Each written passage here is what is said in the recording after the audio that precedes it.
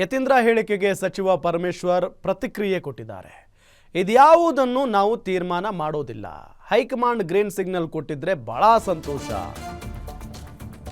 ನೋಡಿ, ಯತೀಂದ್ರ ಹೇಳಿಕೆಗೆ ಸಚಿವ ಪರಮೇಶ್ವರ್ ಪ್ರತಿಕ್ರಿಯೆಯನ್ನ ಕೊಟ್ಟಿದ್ದಾರೆ.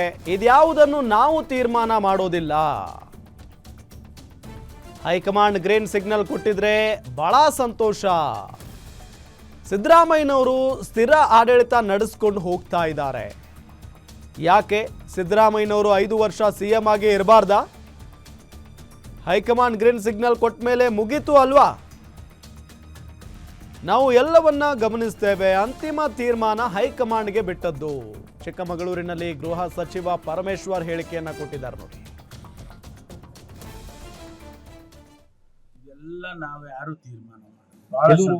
ಬದಲಾವಣೆ ಬಯಸಿದ್ರು. ನಮಗೆ ನೋಡಿ, ಒಂದು ಸ್ಥಿರವಾದ ಆಡಳಿತವನ್ನು ಕೊಡುವಂತ ಸರ್ಕಾರ ಬೇಕು.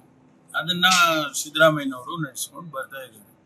ಹಾಗಾಗಿ ಹೈಕಮಾಂಡ್ನವರು ಏನು ತೀರ್ಮಾನ ಮಾಡ್ತಾರೆ ಅದನ್ನ ನಾವೆಲ್ಲರೂ ಕೂಡ ಒಪ್ಕೊಳ್ತೀವಿ. ಅಲ್ಲಿ ನನಗೆ ಇಷ್ಟಪಡ್ತಕ್ಕಂಥ ಜನ, ನಮ್ಮ ಕಾರ್ಯಕರ್ತರು, ನಮ್ಮ ಮುಖಂಡರುಗಳು, ಹೌದಪ್ಪ ಪರಮೇಶ್ವರ್ ಮುಖ್ಯಮಂತ್ರಿ ಆಗಬೇಕು ಅಂತ ಹೇಳಿದ ಕ್ಷಣಕ್ಕೆ ಏನು ಬದಲಾವಣೆ ಆಗ್ಬಿಡೋದಿಲ್ಲ. ಆದರೆ ಅವರ ಅಭಿಪ್ರಾಯಗಳನ್ನ ಅವ್ರು ಹೇಳ್ತಾ ಇರ್ತಾರೆ.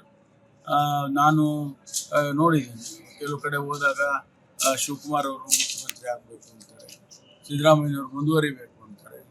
ಇದೆಲ್ಲ ಕಾರ್ಯಕರ್ತರ ಅಭಿಪ್ರಾಯಗಳು. ಆದರೆ ಹೈಕಮಾಂಡ್ ಅಂತ ಒಂದು ಇದೆಯಲ್ಲ, ಇಲ್ಲಿ